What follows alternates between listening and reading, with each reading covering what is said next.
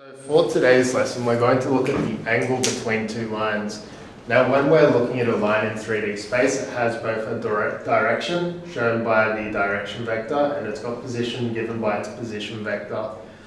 We can find the acute angle between two lines by simply finding the acute angle between its two direction vectors. We don't have to worry about its position, and we'll see why in a second. If we have a look on the screen,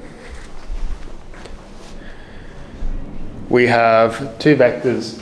I can move the location of the line simply by moving its position point, which can be represented as a vector, of course.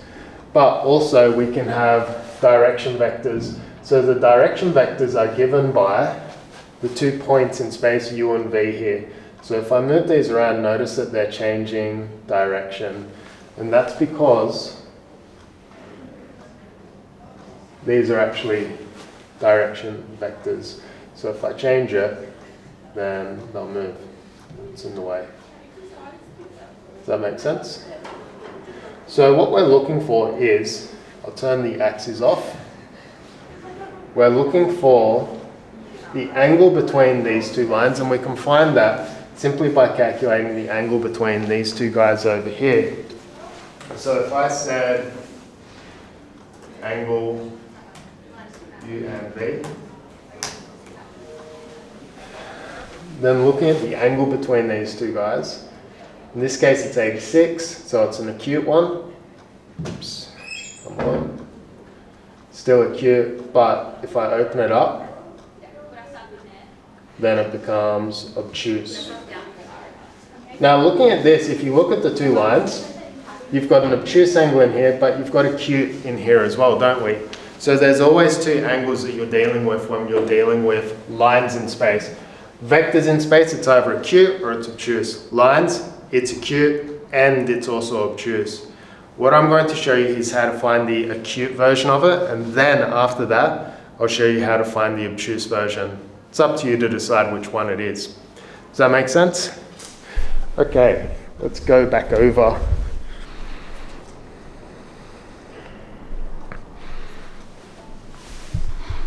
Perfectly level. All right, so as mentioned, we can have two lines in space. Doesn't matter which way they're pointing at the same time when they're lines. Now, when we're looking at this, we have theta, which is acute. Why is it acute? Well, it's less than 90 and it's very small, so it's cute.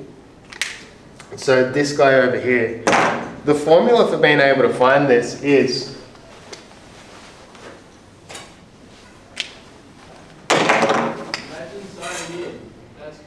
cos theta is equal to a fraction. We're going to have u v, and it's the dot product of u and v. Lesson done? Maybe. The problem with this formula, guys, is that whenever you use it in this instance, it could give you either the acute angle coming out of it, or alternatively, it could give you an obtuse. You actually don't know what you're going to get. So if you're using this in a grander formula and you type something in, you actually don't know what sort of value you're going to get out of it, and that's problematic. So what we can do is we can force this to be acute. Any ideas how we might do this? Think about the dot product. If you have a positive dot product, what are the vectors doing? They're pointing in mostly similar direction. So I'm going to put the dot product in here so we can see. Dot, U and V. The vectors are pointing in mostly dissimilar directions now, aren't they? Which tells us what? Tells us that the dot product is going to be negative. They're mostly pointing in different directions. You know this because it's obtuse, but, oh, come on. Notice the dot product down here. It's negative. Watch what happens when we swing to being acute. So we're about to cross over. We're at 0 or 90 degrees, so it's a 0 dot product. When we swing and it becomes acute, what's the dot product become? Positive. Positive. When we're acute, what does it become? So if we're wanting to force an acute angle, what should our dot product always be? Modulus.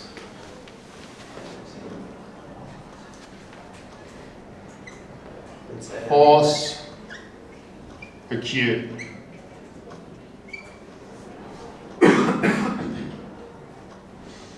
Positive dot product. Does that make sense?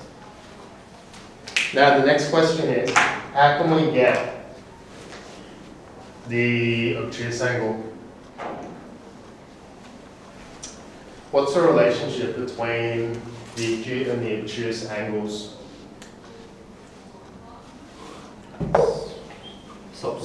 Supplementary.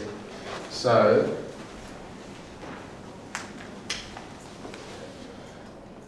theta of acute plus the theta of the obtuse is equal to 180 degrees, because we always work in degrees when we're doing the angle between two lines. Does that make sense?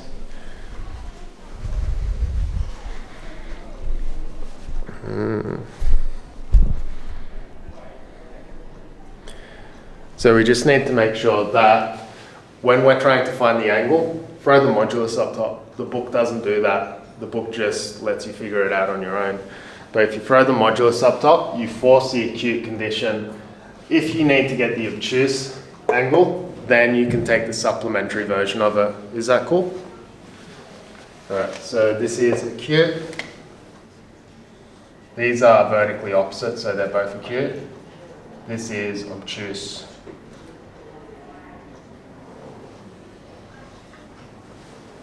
Now the next question is, how do we do this on our calculators?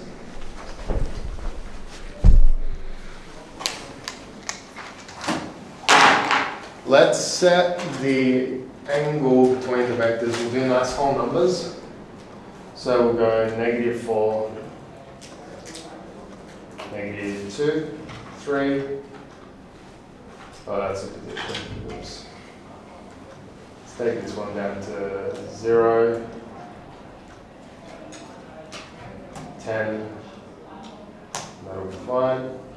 And then the other one, we'll take it to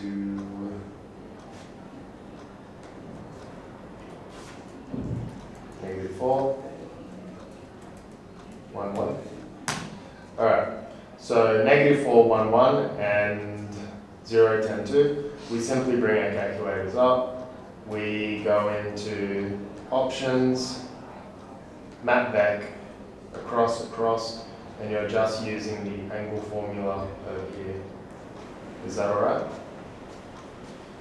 Go back, go map back, and you can put the vectors in as you like.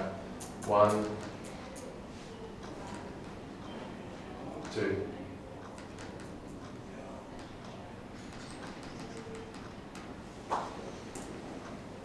-4, 1, 1.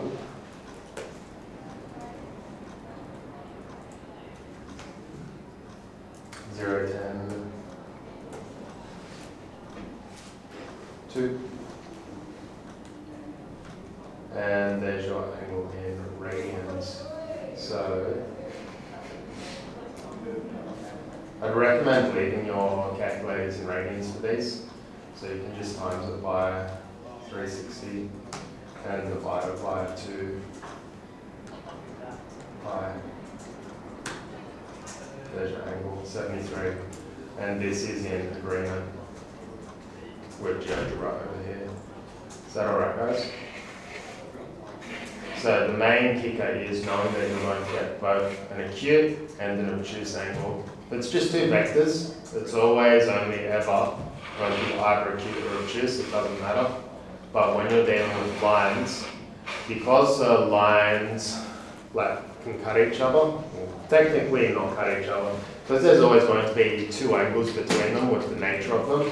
You might get the acute, you might get the obtuse. It's up to you to decide which angle is relevant for the application you're dealing with. Are we cool with this? Alright, wonderful.